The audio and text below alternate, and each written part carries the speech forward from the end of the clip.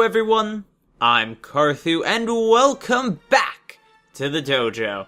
Today we are discussing the Super Dragon Ball Heroes trailer for the promotion anime that is coming out very soon. The first episode should be July 1st. Now, we are discussing this today because I did a poll and wanted to know what you guys wanted to see first. Did you want to see the Heroes anime first as a breakdown, or did you want to see the Dragon Ball Super chapter as a breakdown first? You guys chose the Heroes anime breakdown over the manga chapter breakdown. The manga chapter breakdown will still happen, it'll actually come out tomorrow, but for today we'll stick with the Heroes trailer.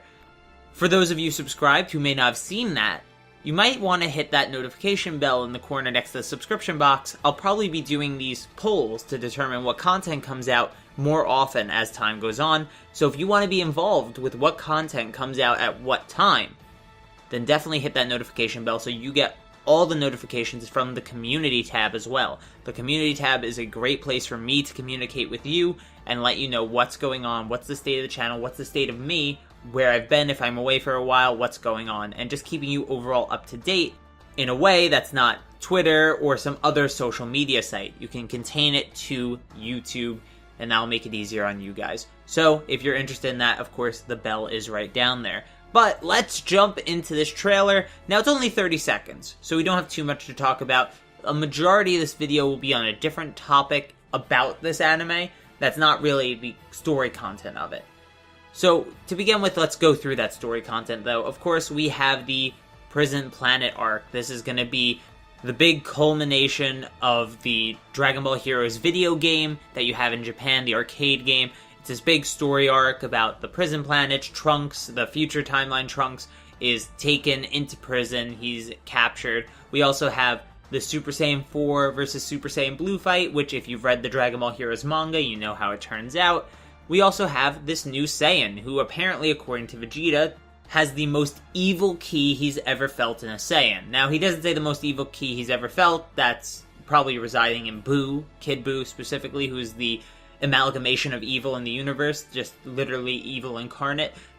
But it is the most evil ki of a Saiyan, which means this guy is pretty much a big deal. He's also sort of restrained, captured, and tied up. Now, I don't know too much about the plot of the Heroes video game. I know some things, nothing too crazy. I'll have to research it more as time goes on. But he's all garbed up, he's wrapped up, he's got the mask on. He's definitely a prisoner of this prison planet. So then we go a step further, and we get Vegeta concerned of what's going on with Goku. And needless to say, it's a new form. Now, I think this was confirmed to be a new form a while ago, though I couldn't find the confirmation or a name that it was given. I'm pretty sure it was given a name and a confirmation, guys. Let me know in the comments down below. I really wasn't able to find it anywhere. I was looking through all my mutuals' Twitters and things like that, trying to get the information, and I couldn't quite get it. So leave it down below. If you're the first one to leave it, I'll of course pin the comment to the top. That way everyone else can see it as well. Thank you in advance if you do find it. So Goku loses his pupils, he has the normal Super Saiyan hair it looks like, and he just goes a full rage mode. It's sort of like Berserker, it's sort of like Super Saiyan Rage, it's probably an amalgamation of those characteristics, and it's probably a similar thing where it's just a giant rage boost, as opposed to anything really substantial like, let's say, God or Ultra Instinct, which both had their own unique features in terms of forms, as opposed to the other Super Saiyan forms. So, we have that as well to look forward to, but I think the next big thing that a lot of people are probably interested in is the return of Vegito. Vegito Blue, specifically. Now, people are saying, oh, this new Saiyan is stated to be stronger than Beerus and Jiren and all these other people, right? This Saiyan's supposed to be the strongest of the strongest. And, you know, Vegito Blue is going up against him, squaring up, and they're like, we have to fuse to do this. And people are using this to, I think, call out Seth the programmer to actually say that, hey Seth, you were wrong, you know, Kefla can't be stronger than Vegito Blue because Vegito Blue is now fighting someone stronger than Beerus, right? That's not the same Vegito Blue that Seth was talking about. Seth was specifically talking about Vegito Blue from the Goku Black arc, the future Trunks arc. not a hypothetical Tournament of Power Vegito, not a hypothetical Dragon Ball Heroes Vegito. He was talking about Goku Black Arc Vegito Blue. This Vegito Blue would obviously be very, very strong, potentially on the levels of Ultra Instinct, and Ultra Instinct is pretty much confirmed to be stronger than Beerus at this point, so it might even surpass that potentially. Now, I think that's enough of the story content. I don't think the story content is actually that important, because I think it's a fan service anime, and it's a promotional anime for a video game. It's not really supposed to be taken as seriously as the main continuity, not even that the main continuity takes itself that seriously. So I actually want to talk about the production of this, because as we get closer to the Dragon Ball Super movie, the movie that Toei has said will be the most animated, best-looking Dragon Ball movie of all time, which it very well has the potential to be, we can start noticing the blatant issues with Yamamuro, because obviously Yamamuro is doing this special series, this promotional series, and his style is just ugly. I mean, again, it looks decent when it's still standing straight at you. It looks decent. I don't think it looks good, but a lot of people think it looks good at least. I don't think so, because it's off balance and all that, but at least these newer designs are balanced and things like that. You know, the shoulders are a bit more relaxed, and there are less highlights on the designs, but the designs never had highlights.